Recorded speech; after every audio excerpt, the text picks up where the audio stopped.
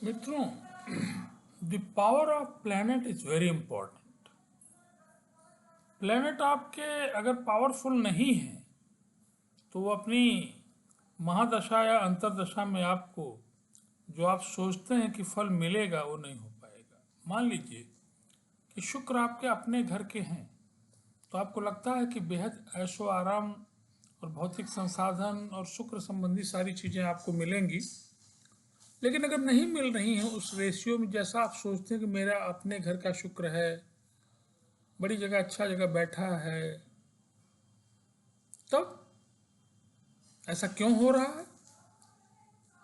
तो आप देखेंगे भिन्न भिन्न कुंडलियों के निरीक्षण करने के बाद कि अगर प्लेनेट की पावर अच्छी नहीं है तो वो फल देने में सक्षम नहीं। कुछ तो देगा ही, लेकिन अगर हाई नहीं है तो क्या देगा? पावर ही नहीं है उसके अंदर। 1 डिग्री का आपका प्लेनेट है, प्लेनेट 1 डिग्री का है। दूसरी चीज कि प्लेनेट के साथ जो लोग बैठे हुए हैं ये उसकी पावर को और खराब करने वाले उसके दुश्मन लोग बैठे हैं। साथ में कौन बैठा है that is also very important. तो उस पतल का साथ में बैठने वाले जो हैं वो अच्छे है ही नहीं। Then then it is a great problem. Planet पूरा कतई नहीं देने वाला है। मैंने बहुत सारी कुंडलियों के साथ रोज गुजरता हूँ। अभी कल ही एक कुंडली देख रहा था। शुक्र बड़े अच्छे हैं, शुक्र पत्नी सुख को वैभव को सब दे रहा है। फिर भी उनका ये है कि इतना अच्छा तो आप बता रहे हैं लेकिन कुछ दिखाई तो पड़ेगा। ऐसा नहीं कि दिखाई नहीं पड़ेगा, या जो हो रहा है वो भी आपको दिखाई नहीं पड़ रहा है। लेकिन जैसा आप सोचते हैं कि उतना अच्छा अपने घर का शुक्र है या उच्च का शुक्र है, क्यों नहीं हो पा रहा? तो आप उसकी डिग्री देखिए ना भाई। किन लोगों के साथ वो बैठे हुए उनको देखिए ना।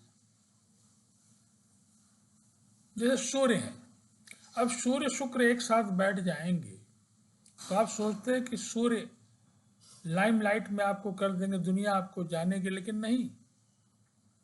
शुक्र के प्रभाव के कारण नहीं जानेगी, कम जानेगी। जो आप सोचते हैं कि 11th हाउस में शुक्र है धूम मचा देगा, अपने घर का है, सिंह राशि का है, दुनिया की बात है। फिर भी आप जिस लेवल का आप सोचते हैं नेशनल फेम के होंगे और बड़ा नाम होगा, नहीं हो पा रहा है। तो देखिए कौन लोग हैं उन सूर्य के साथ। क्या राहु है, केतु है, सूर्य के साथ शुक्र है।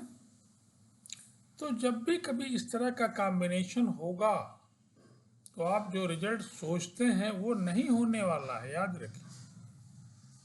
तो मित्रों, मेरा ये मानना है कि कुंडली विश्लेषण में आपको नक्षत्र से लेके और गोचर से लेके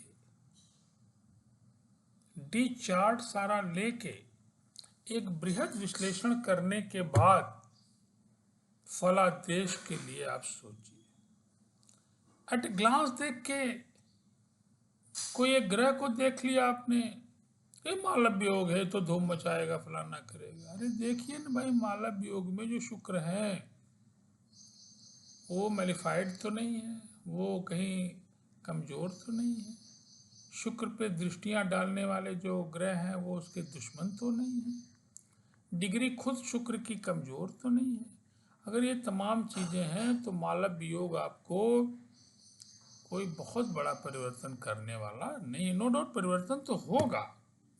अगर आप दाल रोटी खा रहे हैं तो पराठा सब्जी खाएंगे, लेकिन कोई एक बड़ा आप सोचे जंप हो जाए, ये बड़ा मुश्किल है। तो यही मेरा आपसे सुझाव है कि you just check each point पे चेक। आप होरा कुंडली देखिए, तमाम D chart they are also very important. कोई काम आपका नहीं बन रहा, डी10 चार्ट देखिए।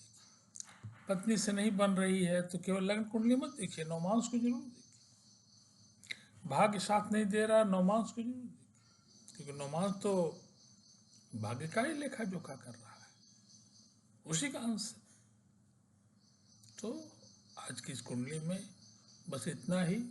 पावर ऑफ प्लेनेट को यू चेक। Thank you.